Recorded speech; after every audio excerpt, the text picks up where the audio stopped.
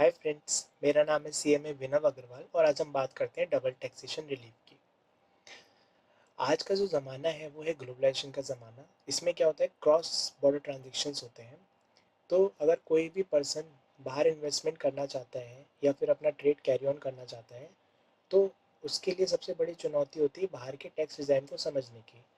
एक एग्जांपल से समझिए कि अगर मैं दुबई में इन्वेस्टमेंट करना चाहता हूँ, तो मुझे पता है कि वो टैक्स हेवन कंट्री है और वहाँ पे कोई टैक्स नहीं लगेगा, ठीक है। और एक मैं इन्वेस्टमेंट करना चाहता हूँ लंदन में, अब मुझे पता है वहाँ पे टैक्स रेट ज़्यादा है। तो ये मेरे सामने चुनौती होगी कि मैं किस में कौन सी कंट्री में इन्वेस्ट करूँ। तो सबसे बड़ी बात यहाँ पे समझने की वाली होती है कि आप टैक्स रिजाइम को जान लें किसी भी कंट्री में इन्वेस्टमेंट करने से पहले। तो अब इसमें ना दो रूल होते हैं। सबसे पहले एक होता है सोर्स रूल और एक होता है आपका रेजिडेंस रूल। तो हम लोग इस पर बात करते हैं क्या होता है, क्योंकि यहीं से दिक्कतें शुरू हो जाती हैं। क्योंकि आप जहाँ से इनकम कमा रहे हैं, सपोज़ कि आपने दुबई में इन्वेस्टमेंट किया और वहाँ से आपने इनकम कमाई। वैसे तो वो टैक्स हेवन कंट्री है, लेकिन एग्जाम्पल के तौर पे हम मान के चलते हैं कि वो टैक्स लगाती है। तो उन्होंने क्या करा, आपको इनकम पे टैक्स लगाया, तो वो हो गया आपका सोर्स रूल। मतलब जहाँ से आपकी इनकम जनरेट हुई, सोर्स जहाँ से आपकी इनकम का रहा, तो वो आपका सोर्स रूल हो गया। अब भाई आप रेजिडेंट इंडिया के हैं, तो भाई इंडिया थोड़ा ना छोड़ेगी आपको, भाई वो भी टैक्स लगाएगी। ठीक है भाई, अब तुमने उधर भी टैक्स दिया और तुमने इधर भी टैक्स दिया, तो तुम तो पिस गए, तुम्हारी तो बल्ले बल्ले हो गई। ठीक है। अब क्या होगा, तो गवर्नमेंट कहती है ठीक है आप परेशान मत हो, आप उधर भी टैक्स दो इधर भी टैक्स दो, ठीक है। लेकिन अब यहाँ पे क्या होता है, यहीं पे रिलीफ की बात आ जाती है। तो गवर्नमेंट कहती है कि ठीक है, हम पे ना दो तरीके हैं रिलीफ देने के।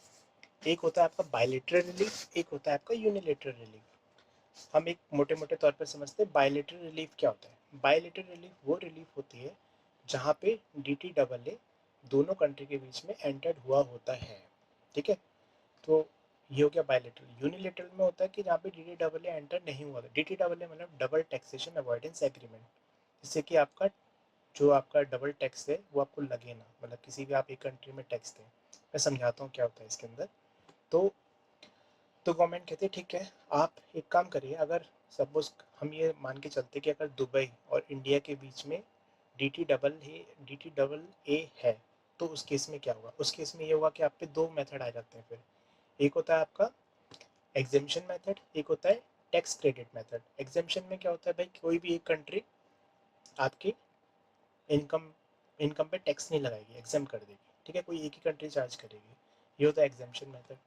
टैक्स क्रेडिट मेथड में क्या होता है, टैक्स क्रेडिट मेथड में भी आप टैक्स उधर भी दो, दुबई में भी दो, आप इंडिया में भी टैक्स दो। लेकिन अगर आप रेजिडेंट इंडिया के हैं, तो वो रेजिडेंट कंट्री क्या करेगी, आपको टैक्स क्रेडिट दे देगी। मतलब जितना आपने टैक्स इंडिया में पे किया है, वो आपको उतने का क्रेडिट दे देगी, रिलीफ दे देगी। तो बात वही रही कि आपने किसी का टैक्स पे किया। अब होता क्या है, अब होता ये है कि अगर मान सपोज करो कि मान लो कि वहाँ पे आपका DTAA है ही नहीं, उस केस में क्या होगा। तो उस केस में, अब उस केस में देखो, इनकम टैक्स एक्ट ये कहता है कि अगर ऐसा कुछ होता है तो उस केस में हम आपको 91 में रिबेट देंगे, ठीक है। 91 में रिबेट किस पे मिलती है आपको, डबली टैक्स इनकम। मतलब आपने जो इनकम आपने बाहर कमाई हो और उस पर आपने टैक्स दिया हो, और वही इनकम पे इंडिया वाले भी चार्ज कर रहे हैं, तो उसे बोलते हैं डबली टैक्स इनकम, ठीक है। तो एक एग्जाम्पल के तौर पे समझ लेते हैं कि सपोज आपने इंडिया में, आपकी इंडियन इनकम सपोज 10 लाख रुपए है, फॉरेन इनकम भी आपकी 10 लाख रुपीज़ है। फॉरेन इनकम सपोज दुबई लेके चलते हैं, वहाँ पे 10% आपने टैक्स पे किया उस पर, तो मीन्स 1 लाख रुपए आपने दे के आ गए वहाँ पे, ठीक है। अब इंडिया गवर्नमेंट क्या करेगी, आपकी 10 lakh Indian income, 10 lakh foreign income, तो आपका टोटल इनकम 20 लाख है। अगर हम 20 लाख पे मोटा मोटा टैक्स लगाते हैं, तो 10 लाख पे 1,12,500 होता है, और नेक्स्ट 10 लाख पे 30%, तो 3 लाख हो गया। तो ये हो गया आपका 4,12,500 रुपये। तो 4,12,500 में अगर हम सेस लगाते हैं, 4,12,500 में अगर हम सेस लगाते हैं, तो ये बनता है आपका 4,29,000। कहने का मतलब आपने इंडिया में 4,29,000 डिवाइडेड बाई 20 लाख, इतने पे आपने, ये आपका एवरेज रेट निकल गया। मतलब आपने इतना परसेंट टैक्स दिया है गवर्नमेंट को, 21.45, ठीक है। और फॉरेन में आपने 10 लाख पे कितना दिया, 10%। तो गवर्नमेंट क्या बोलती है कि विच एवर इज लोअर, 10% या 21.45%, इसमें से जो भी लोअर होगा हम आपको उतने की रिबेट दे देंगे किस इनकम पे, वो इनकम जो डबल टैक्स हुई है आपकी फॉरेन में भी और जो आपकी इंडिया में भी। तो अगर हम देखते हैं तो हमें 1 लाख का इंडियन गवर्नमेंट टैक्स क्रेडिट दे देगी, मतलब रिबेट दे देगी सेक्शन 91 में। तो ये हमने एग्जाम्पल के तौर पर समझा। ठीक है, अब इसमें ना दो चीज़ें होती हैं, एक होती है मॉडल टैक्स कन्वेंशन, ठीक है, एक होता है आपका यूएन। मॉडल टैक्स कन्वेंशन में आपका होता है आपका ओईसीडी मॉडल, एक होता है आपका यूएन कन्वेंशन मॉडल। तो ओईसीडी मॉडल जो होता है वो होता है आपका दो डेवलप कंट्रीज़ के बीच में, और ये ज़्यादा फोकस किस पे करती है, ये ज़्यादा फोकस करती है आपका रेजिडेंस रूल पे। ठीक है, और जो आपका यूएन मॉडल कन्वेंशन होता है वो आपका डेवलप्ड और डेवलपिंग कंट्रीज़ के बीच में होता है।